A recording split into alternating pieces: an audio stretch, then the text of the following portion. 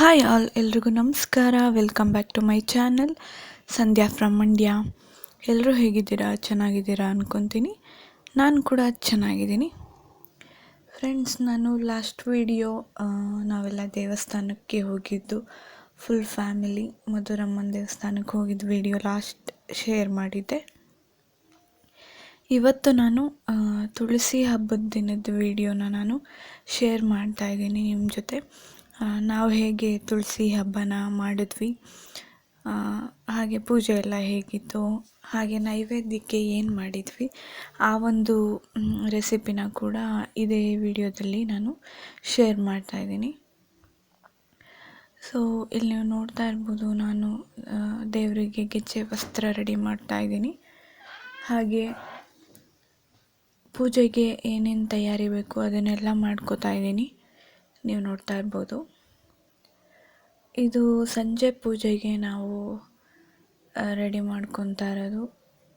ಪೂಜೆಗೆಲ್ಲ ಏನೇನು ಬೇಕು ಅಂತ ಅಮ್ಮ ಹೇಳ್ತಾಯಿದ್ರು, ಇಂಥದನ್ನೆಲ್ಲ ರೆಡಿ ಮಾಡಿಡು ಅಂತ. ಸೊ ದಟ್ ನಾನು ರೆಡಿ ಮಾಡ್ಕೋತಾ ಇದ್ದೆ. ಹಾಗೆ ವಿಡಿಯೋ ಕೂಡ ಮಾಡ್ಕೋತಾ ಇದ್ದೀನಿ. ಇಲ್ಲಿ ನೋಡಿ, ಈ ರೀತಿ 2 ರೆಡಿ ಮಾಡಿಟ್ಟಿದ್ದೀನಿ. ಇದನ್ನು ಆಮೇಲೆ ತುಳಸಿ ಗಿಡಕ್ಕೆ ಅಮ್ಮ ಹಾಕ್ತಾರೆ, ಅದನ್ನು ಕೂಡ ನೀವು ನೋಡ್ಬೋದು. ಹಾಗೆ ಪೂಜೆಗೆ ಏನೇನು ಬೇಕು ಅದನ್ನು ಕೂಡ, ಕಾಯಿ ಆಗಿರ್ಬೋದು, ಬಾಳೆಹಣ್ಣು ಆಗಿರ್ಬೋದು, ಎಲ್ಲನೂ ಇಟ್ಕೊಂಡು ಒಂದು ತಟ್ಟೆನಲ್ಲಿ ರೆಡಿ ಮಾಡ್ಕೋತಾ ಇದ್ದೀನಿ. ಹಾಗೆ ಇಲ್ಲಿ ಅಕ್ಷತೆ ಕೂಡ ಸ್ವಲ್ಪ ಅಕ್ಕಿಗೆ ನೀರು ಮತ್ತು ಅರಿಶಿನ ಹಾಕ್ಕೊಂಡು ಮಿಕ್ಸ್ ಮಾಡ್ಕೊಂಡು ರೆಡಿ ಮಾಡ್ಕೋತಾ ಇದ್ದೀನಿ. ಆ ಕಡೆ ನೀವೇನು ನೋಡ್ತಾ ಇದ್ದೀರಾ, ಅಲ್ಲಿ ದೀಪಗಳನ್ನು ಕೂಡ ಆಲ್ರೆಡಿ ರೆಡಿ ಮಾಡಿ ಹೂವೆಲ್ಲ ಹಾಕಿ ಎಣ್ಣೆ ಹಾಕಿ ಇಟ್ಟಿದ್ದೀನಿ. ಇವಾಗ ಇದೇನು ನೋಡ್ತಾ ಇದ್ದೀರಾ, ಇದು ಸಜ್ಜಿಗೆ ಮಾಡ್ತಾ ಇರೋದು, ಬೆಲ್ಲದ ಸಜ್ಜಿಗೆ.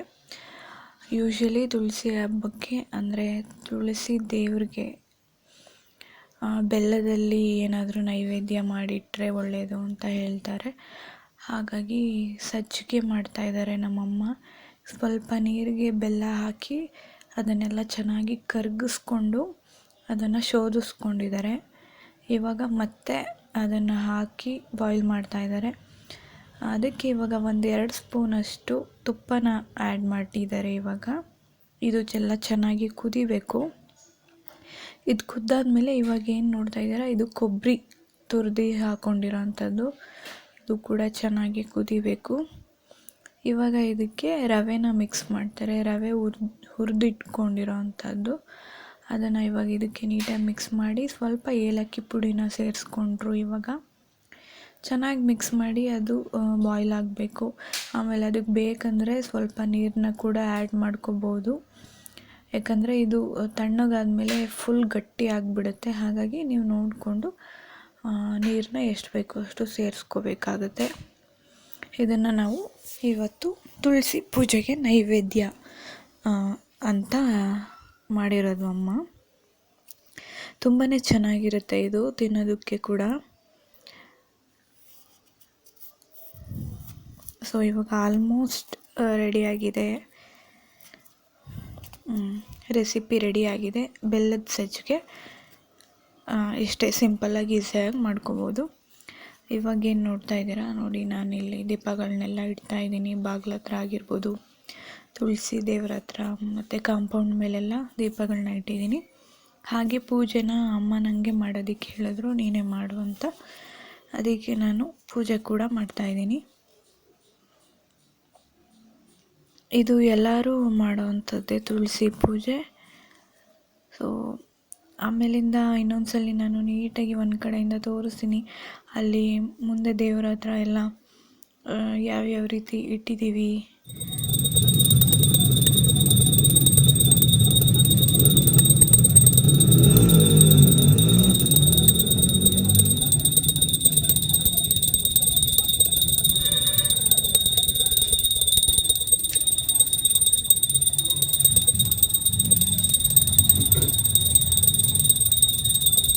ಸೊ ತುಳಸಿ ಗಿಡ ಮನೆಯಲ್ಲಿ ಎಷ್ಟು ಪಾಸಿಟಿವ್ ಎನರ್ಜಿ ಕೊಡುತ್ತೆ ಅಂತ ಎಲ್ರಿಗೂ ಗೊತ್ತೇ ಇದೆ.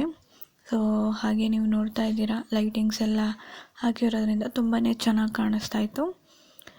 ಸೊ ಈ ಒಂದು ಸಿಂಪಲ್ ವಿಡಿಯೋ ಎಲ್ರಿಗೂ ಇಷ್ಟ ಆಗುತ್ತೆ ಅಂತ ಅಂದ್ಕೊತೀನಿ. ಹೋಪ್ ವಿಡಿಯೋ ಇಷ್ಟ ಆದರೆ ಲೈಕ್ ಮಾಡಿ, ಶೇರ್ ಮಾಡಿ, ಹಾಗೆ ನನ್ನ ಚಾನಲ್ನ ಎಲ್ಲರೂ ಸಬ್ಸ್ಕ್ರೈಬ್ ಮಾಡ್ಕೊಳ್ಳಿ. ಮತ್ತೆ ಹೊಸ ವಿಡಿಯೋ ಜೊತೆಗೆ ನಾನು ಸಿಗ್ತೀನಿ. ಅಲ್ಲಿವರೆಗೂ ಎಲ್ರಿಗೂ ಟೇಕ್ ಕೇರ್ ಆ್ಯಂಡ್ ನಮಸ್ಕಾರ.